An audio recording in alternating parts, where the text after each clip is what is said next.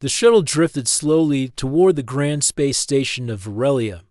Through the viewing glass, Milan saw its shining towers stretch high into the black sky, their tips glowing softly with the light of the twin suns. Ships of many shapes came and went, their metal hulls reflecting the station's brilliance. The place was alive with motion and color, a center of trade and power for hundreds of worlds. Milan sat quietly in his seat, his eyes moving from the station to the young woman. Beside him, she wore a long silver robe embroidered with blue threads that caught the light whenever she moved. Her name was Princess Illyra, heir to the throne of Varelia, even without a crown. She carried herself with the grace of someone born into royalty. Her face was calm, but Milan noticed the small signs of unease, the way her fingers twisted together in her lap, the way her gaze lingered on the station as if measuring the dangers within. The shuttle touched down on the landing deck with a soft vibration. The doors slid open, letting in a warm current of air carrying the faint scent of metal and ozone. Milan stood, his boots making a dull sound against the polished floor, and offered a hand to the princess. She accepted it without hesitation, and together they stepped into the heart of the station. The corridors were wide and lined with marble-like stone that shimmered faintly under the lighting. Tall alien guards stood at each corner, their armor polished to a mirror finish. Every guard's eyes followed the pair as they walked. Though none spoke, whispers began to rise from the crowd that had gathered beyond the cordon walkway. Merchants, travelers, and officials from many worlds turned to watch the human and the alien princess move side by side. Some looked curious, others concerned. Milan heard fragments of their murmurs. A human? Why is she with him? The king will not be pleased. Milan kept his gaze ahead, ignoring the stares. He had expected this reaction. Humans were rare visitors in Varelia, and none had ever been seen escorting a member of the royal family into the High Court's domain. This alone would stir trouble. But their purpose here would shake the kingdom far more. Illyra walked with quiet dignity, her head held high, yet Milan noticed the way her eyes flicked to each doorway, each shadow. She was alert, perhaps even nervous, though she tried to hide it. He understood. This was not just a formal visit, it was a dangerous mission, one that could change her life forever. They approached the entrance to the High Court's outer hall, where a line of golden pillars framed the massive double doors. The doors themselves were carved with scenes from Varelia's ancient history, battles fought in the skies, the signing of peace treaties, the crowning of kings and queens. The artistry was breathtaking, but Milan kept his focus on the task ahead. Two guards stepped forward, blocking their way. One of them, taller and broader than the rest, spoke in a deep voice. "State your purpose." Illyra met the guard's gaze without fear. "I am Princess Illyra of the House of Varelia.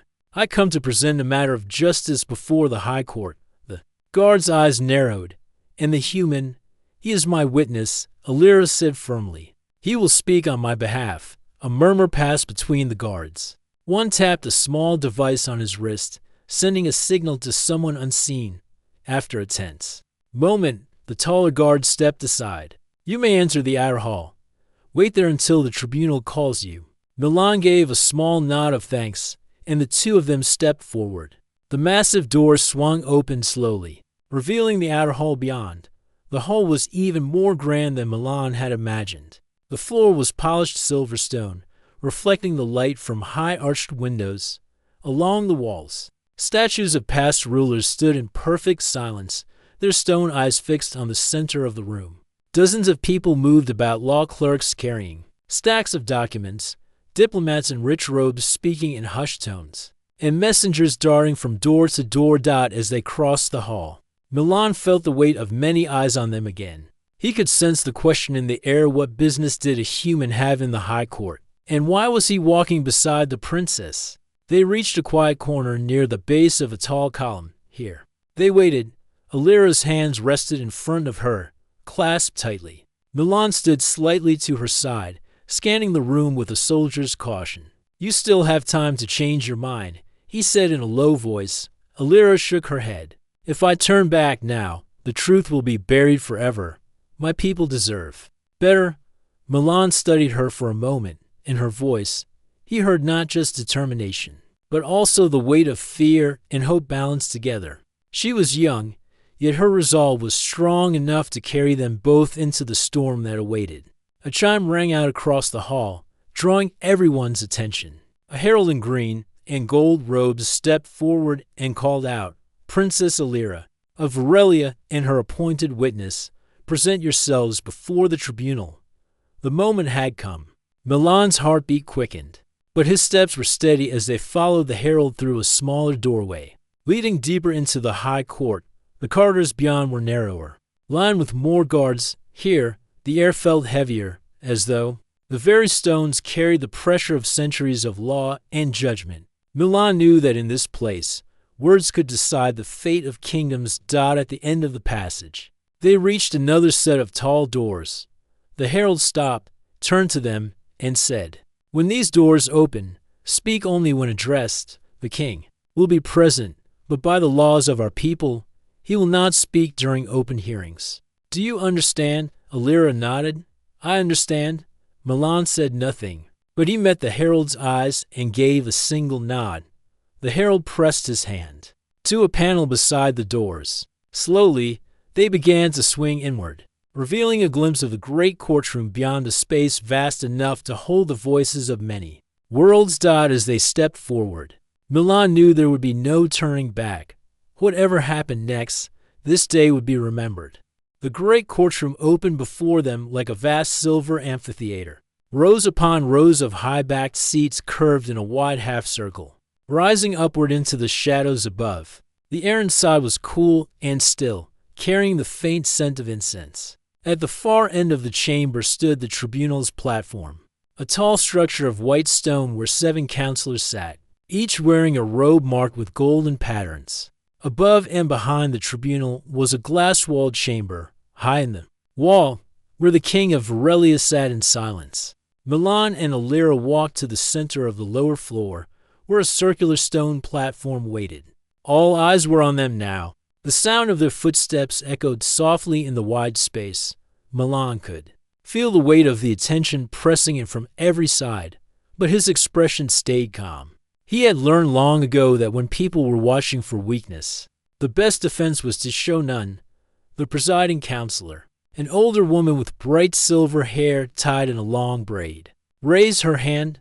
Her voice carried through the hall with practiced authority. "Princess Alira, you have requested an open hearing before the High Court. By our laws, you may speak without interruption. Present your reason for this request." Alira took a breath, her voice steady.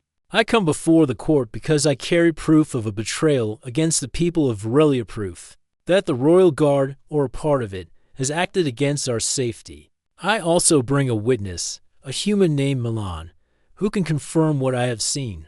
A low ripple of murmurs moved through the counselors' seats.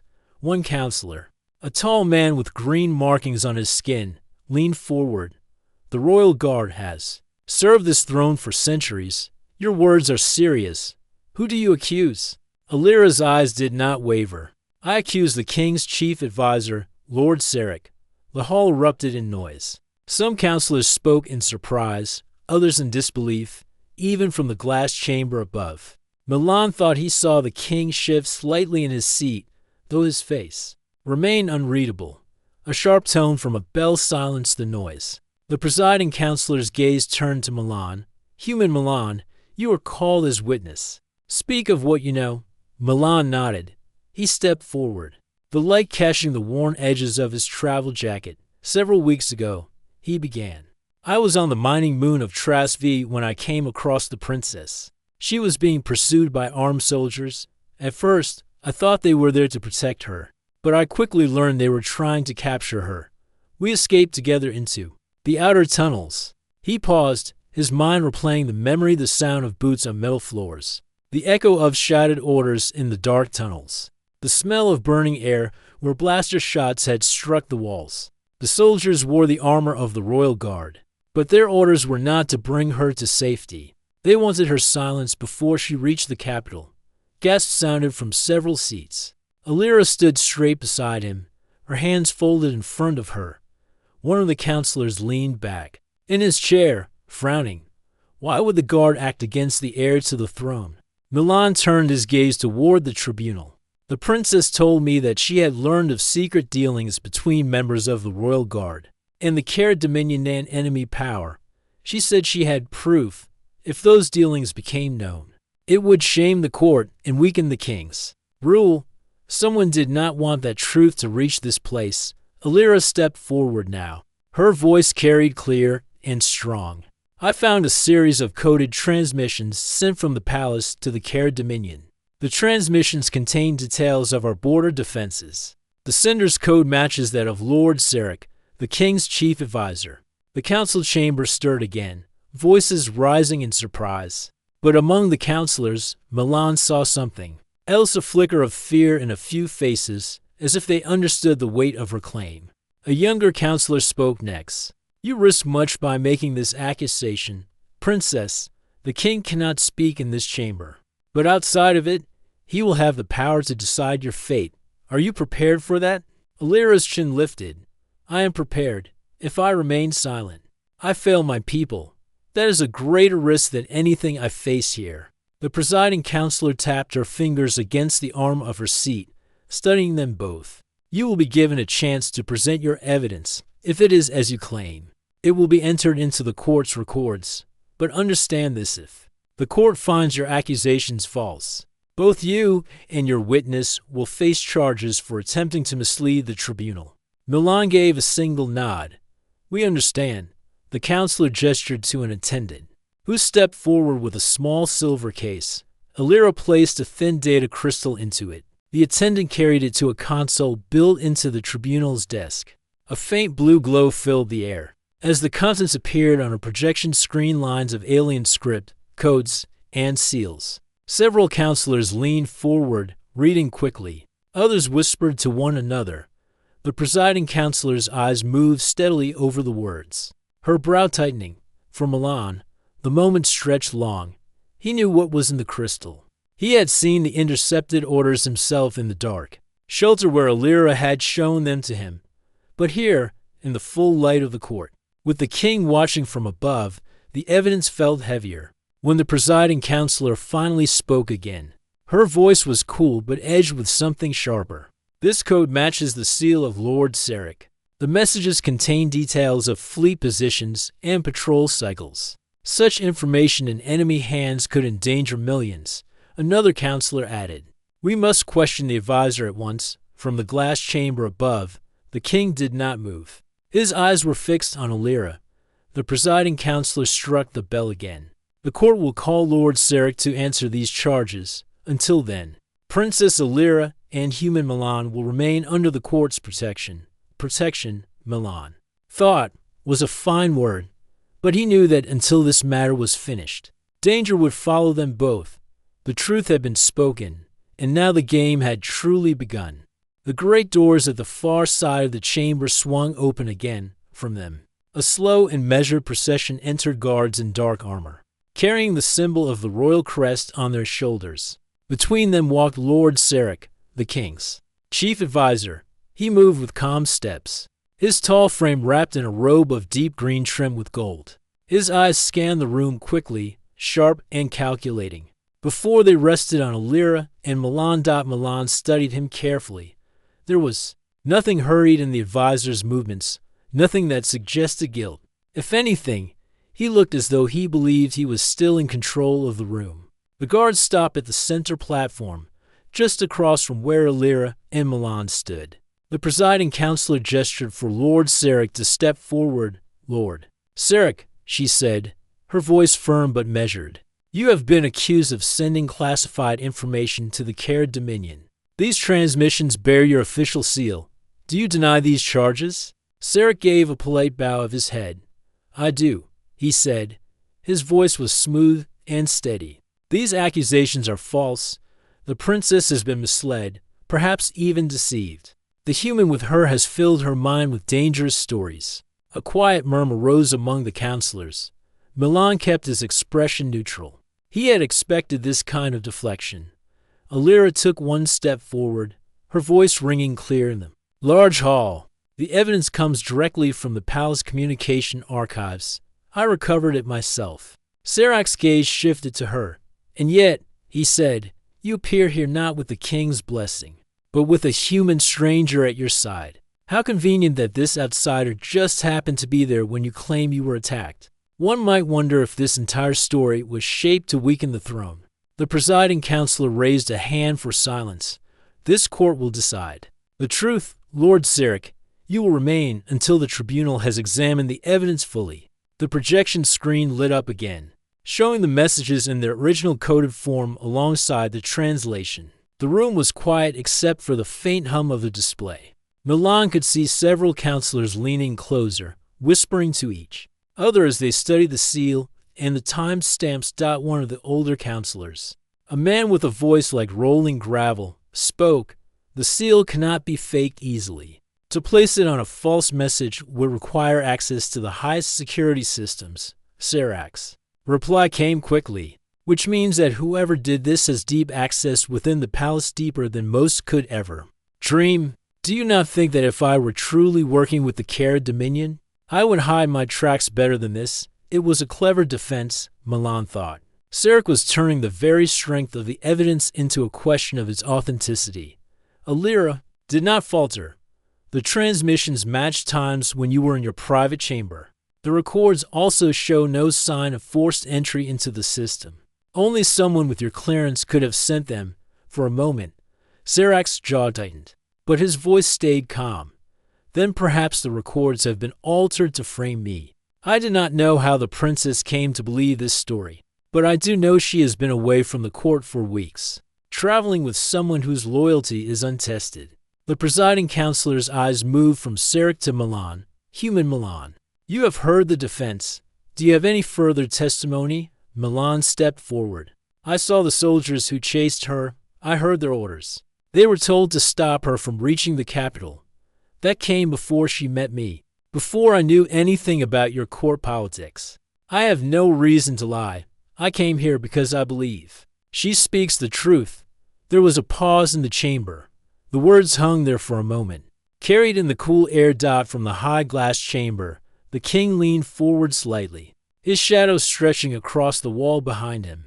He still did not speak. He could not, but his presence was heavy over the room. Milan felt it like a weight on his shoulders. The presiding counselor turned to the rest of the tribunal. "The court will take a short recess. The evidence will be reviewed in full. Both the accused and the accusers will remain under guard until we reconvene." A soft chime rang through the hall. Guards stepped forward to stand near Alira and Milan, while others surrounded Lord Sarak. The crowd of counselors began to murmur again, their voices low but tense. As they were led toward a side chamber to wait, Milan glanced at Alira. Her face was calm, but her eyes told him she understood the danger. Sarak was not a man who would accept defeat quietly. Inside the waiting chamber, the walls were smooth and the air carried the faint hum of hidden security systems. Two guards stood by the door, their faces unreadable behind their helmets. Milan broke the silence first. "He's clever. He's not going to give them an easy answer." Alira nodded. "I knew he would try to turn the court against us, but the law is still on our side. As long as the tribunal sees the truth, the king cannot overrule them here." Milan leaned against the wall, folding his arms. "And when we step outside this room, the law may not protect us the same way." She met his gaze. "That's why we must win here. Before we leave." The chime sounded again sooner than Milan expected. The door opened, and the herald in green and gold stepped inside. "The tribunal is ready for you." They followed the herald back into the main chamber. The crowd seemed even more alert than before, eyes shifting between the princess, the human, and the advisor. The presiding counselor's voice cut through the air. "The tribunal has examined the evidence and finds that further questioning is required. Both parties will answer directly to this court in the next session." A small pause followed, and Milan felt the tension grow tighter. "This court will now summon witnesses from the Palace Records Office to confirm the source of the transmissions." Lord Sarak inclined his head slightly, as though he had expected this. Alira stood straight, ready for whatever came next. Above them, the king remained still, his gaze locked on his daughter. The laws of the court kept his voice silent, but his Eyes were a language of their own one Milan could not yet read. The sound of boots echoed as three figures entered the courtroom from the side door. They wore the gray and blue uniforms of the Palace Records office. Each carried a small case of tools and sealed containers holding data copies. The presiding counselor spoke clearly. These are the senior archivists of the Palace Records office. They will answer the tribunal's questions regarding the transmissions presented by Princess Alira. The archivists bowed respectfully before taking their places at a long table. Facing the tribunal, the leader among them, an older man with pale blue skin and a calm voice, stepped forward first. "I'm Archivist Doran," he said. "I was responsible for maintaining the communication logs on the days in question." The presiding counselor gestured toward the projection screen. The intercepted messages appeared again, glowing faintly in the air. Archivist Doran confirmed for the court the origin of these transmissions. Doran adjusted his spectacles, scanning the lines of code. These transmissions came directly from the private chamber of Lord Sarek. The sender's clearance code matches his exactly. There is no record of a breach or system error. A wave of whispers moved through the room. Milan saw Sarek's jaw tighten slightly, but the advisor's voice remained steady when he spoke. "Archivist Doran, is it not true that clearance codes can be forged by skilled intruders?" Doran answered carefully. "In theory, yes. In practice, such a forgery would require access to the palace's central core location guarded at all hours and reachable only with the king's direct permission." Then, Sarek said smoothly, "If someone wished to frame me, would it not be possible for them to find a way to that core?" Doran shook his head. "It would require days of uninterrupted access, special hardware, and the cooperation of at least 3 authorized officials. In my decades of service, no such breach has occurred." Milan could see Sarek's calm expression harden for a brief moment before he turned to the tribunal. "You see, counselors, we are expected to believe that I, the chief advisor, would recklessly send secrets to our enemies from my own chamber, using my own seal, and at times when I could be traced without difficulty. Does this sound like the work of someone trained in the politics of survival?" Some of the counselors shifted uncomfortably. Sarek's words carried a dangerous logic. If he were guilty, it did seem careless. Milan could almost feel the doubt creeping into the air like a cold mist. Alira stepped forward, her voice steady and firm. "Careless or not, the messages exist. The details they reveal match the losses we have suffered on the border patrol. Ships have been ambushed, outposts have fallen.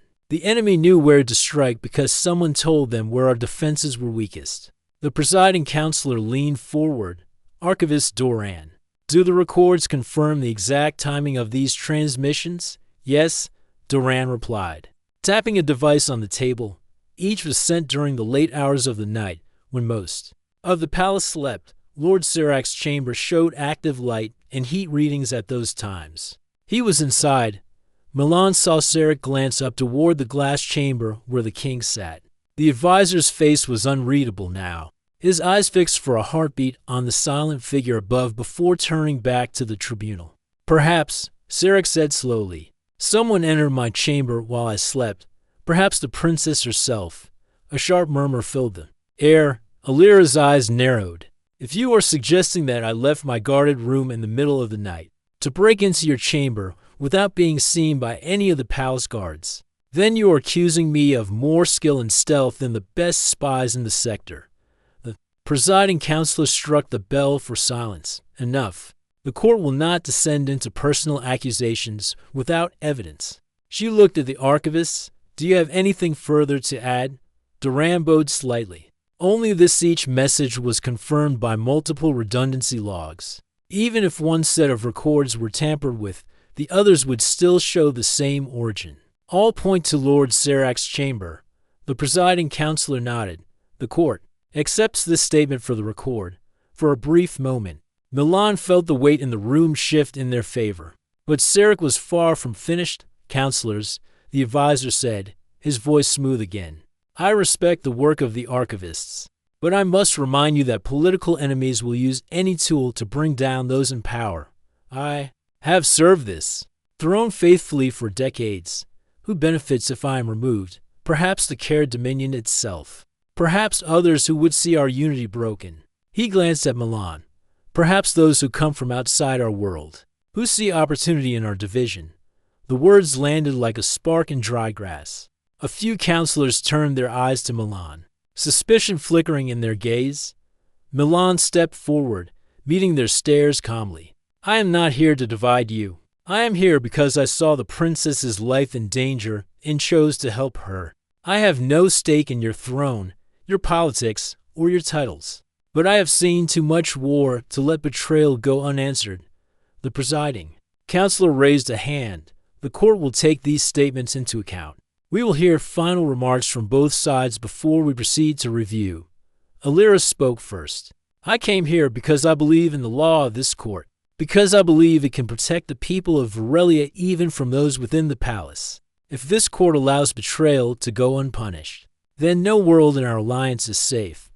When it was Sarak's turn, he spoke with careful dignity. I stand accused without proof of my own intent, only the shadow of my seal on a page. I ask the court to see reason and not be swayed by fear or sentiment. The presiding counselor struck the bell. This session will adjourn for review. The tribunal will reconvene tomorrow at first light. Both the princess and Lord Sarak will remain in the custody of the court for the night. Guards stepped forward again. As they led Alira and Milan toward the side exits, Milan's thoughts were sharp and alert. He knew that the night ahead would not be quiet. Sarak had too much to lose to wait passively for judgment. And somewhere high above, in the silent glass chamber, the king still watched without a word. The great courtroom of the Star Union had never been this tense before. The high ceiling arched above like a sky of steel, and the walls shimmered faintly with the glow of old holographic panels. Delegates from many worlds sat in their seats, eyes fixed on the center of the room. The murmurs were low, but they carried a strange energy, the kind that always came before something important was revealed. Rian stood in the middle of the floor. His boots felt heavy on the polished surface, but his voice stayed firm.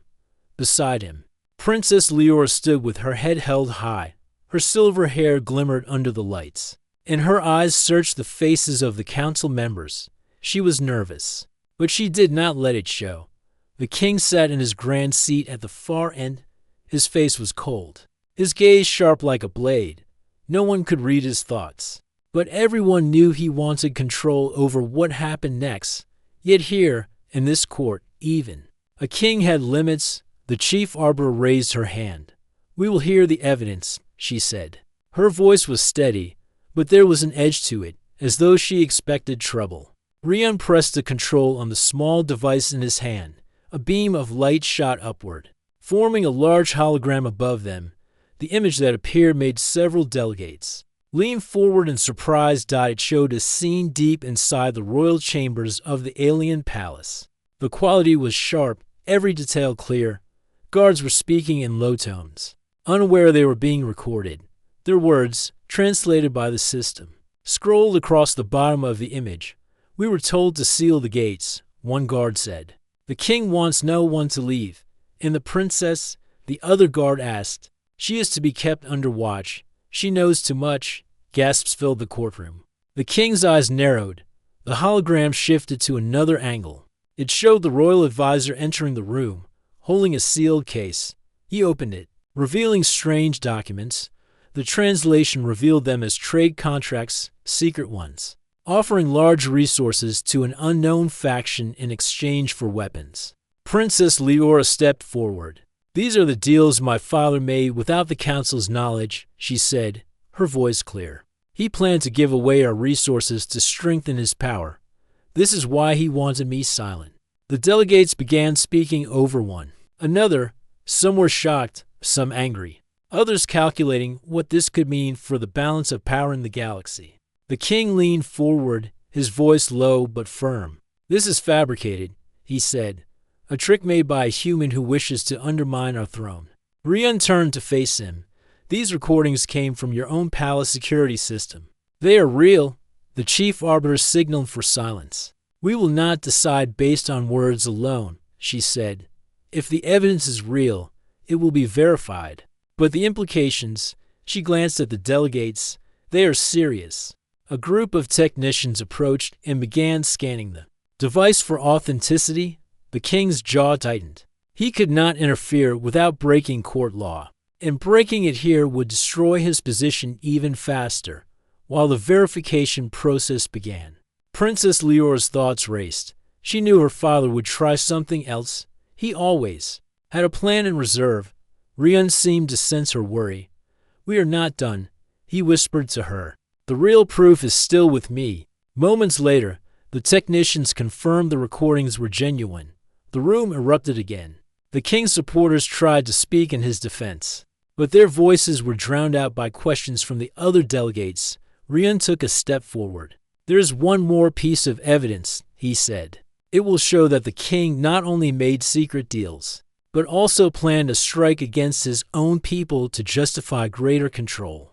The chief arbor's eyes sharpened. "Proceed." Rian activated the second file. The hologram showed a tactical meeting between high-ranking palace officers. The plan was clear: a staged attack on one of the outer colonies, to be blamed on an enemy faction. It would allow the king to impose martial law and remove any political opposition. This time, the uproar was immediate and fierce. Several delegates stood, pointing at the king, their voices calling for answers. The king's calm was cracking, though he tried to hide it. The chief arbiter banged the gavel-like instrument on the desk. "Enough. The court will take this into deliberation until we decide." The king will not leave this chamber. For the first time, the king's expression shifted from cold control to something else. Calculation mixed with the faintest hint of concern. Rian glanced at Leora. They had taken a dangerous step, but the game was far from over. Somewhere in the shadows of the great hall, unseen allies and enemies were already moving, and both of them knew the next moments could decide the fate of more than just one throne.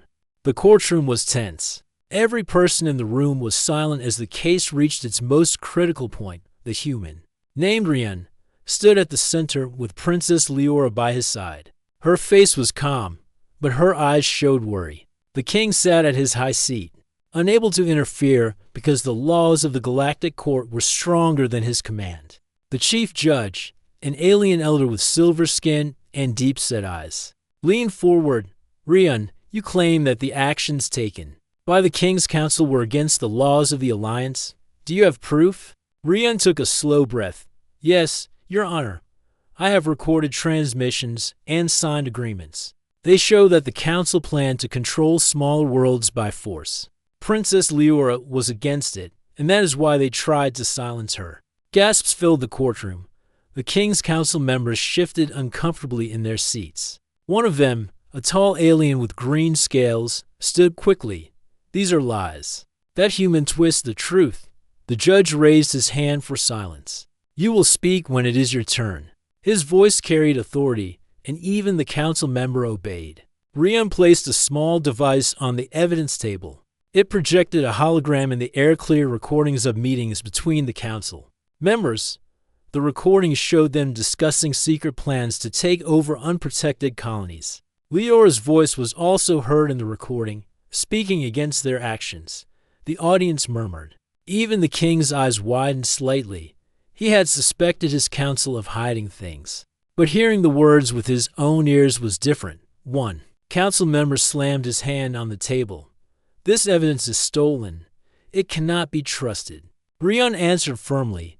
"The evidence was collected with permission from the colonies themselves. They sent it to me because they had no one else to trust." The judge studied the recordings carefully. "This is serious. If true, it means the council has broken the very laws they swore to protect." Just then, the doors to the courtroom opened suddenly. A group of armored guards entered. Their leader bowed to the king, but his eyes shifted toward the council. "Table, Your Majesty, we have found hidden documents in the council's private vault. They match the human's claims." The council members froze. Leora's eyes lit up with hope. The king, bound by the court's rules, could still not speak in defense of his council. His jaw tightened, but he remained silent. The chief judge called for order again. "This trial is now at a dangerous turning point. The evidence points toward corruption at the highest level. But before we continue, The council has the right to defend themselves. The council leader stood. His voice was calm, but there was a cold edge to it. We will defend ourselves, but know this human is not here for justice. He is here for revenge. He seeks to weaken our kingdom. Rian shook his head. I am here because I saw injustice. Princess Leora risked everything to stop it. If you call that an attack on your kingdom, then perhaps your kingdom is not as strong as you think. The judge ordered the defense to present their side. The council spoke for nearly an hour, trying to twist the facts and claim the recordings were manipulated. But the armored guards' discovery had already weakened their position. While the council argued, Rian noticed something strange. One of the guards was moving slowly toward the evidence table. His hand rested too closely to his weapon. Rian stepped closer to Leora and whispered, "Stay alert. Something is wrong." Before the judge could speak again, the guard suddenly grabbed the evidence device and tried to destroy it. A loud crack filled the room as Rian tackled him to the floor. The hologram flickered but stayed intact. The crowd erupted in noise. The judge shouted for security to remove the false guard. The real guards rushed forward and dragged him away, under questioning. He admitted he had been paid by the council to destroy the proof. The judge turned to the council with a hard expression. This action only adds to your guilt. You have attempted to interfere with court proceedings. Leora spoke for the first time in the session. Her voice was steady. Your Honor, this is why I came here with Rian. The truth was never safe within the palace, only here. In this court, could it survive? The judge nodded slowly. We will recess until tomorrow. But I warn the council if any further interference is discovered. The punishment will be far greater than you imagine. As the courtroom emptied, Rian and Leora walked together toward the exit. We are close, Rian said quietly, but they will fight harder now. Tomorrow will decide everything. Leora looked ahead, her steps firm. Then we must be ready. If the truth is on our side, no power can stop it. The next day's session would bring the final decision. But Rian knew the danger was far from over. In the shadows of the courtroom, enemies were already planning their next move. The grand courtroom was filled with people from different worlds. The air was heavy, not with anger, but with the weight of a decision that could change the future of two civilizations. Terran stood tall in the center. His face showed no fear, though his heart was beating fast. Next to him, Princess Alara kept her gaze forward. She was no longer the quiet, hesitant royal from before. She now carried herself with calm strength. On the other side, the king sat on his throne. His expression was unreadable, but his hands were tight on the armrests. The elders sat around him, their robes flowing as they whispered among themselves. The chief elder, a thin man with eyes like sharp glass, raised his hand for silence. The murmurs stopped. Terran of Earth, the elder began, you have brought forth your case against the crown of Travaris. You claim the king has broken the ancient pact between his world and yours? Terran nodded. Yes, I do. His voice was steady. You also claim the princess is the rightful witness to these events. The elder continued. We have heard her words. Now, before we decide, you may speak one last time. Terran took a step forward. He did not look at the king. He looked at the people at the rows of Travarians who had been told stories about humans, as if they were dangerous or selfish. I came here not to fight, he said. I came here because a promise was made between our worlds. That promise was broken. My people were left to suffer while help was withheld. This is not about war or pride. This is about trust. If we lose trust, we lose everything. He paused, letting his words sink in. Princess Alara has shown courage. She spoke even when it could cost her everything. If we cannot listen to the truth from one of our own leaders, then what hope do we have for peace?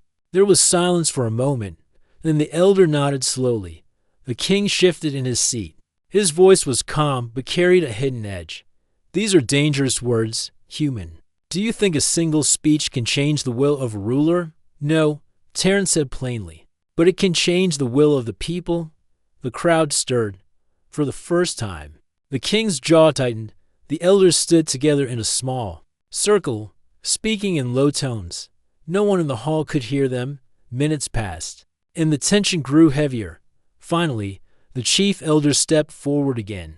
His voice was clear. After much thought, we have reached a decision. The ancient pact was indeed violated. The crown of Dravaris will honor its original terms. A will be given to Earth, and the princess will be granted the right to oversee. This agreement, gasps filled the courtroom. The king's hand gripped the throne, but he said nothing.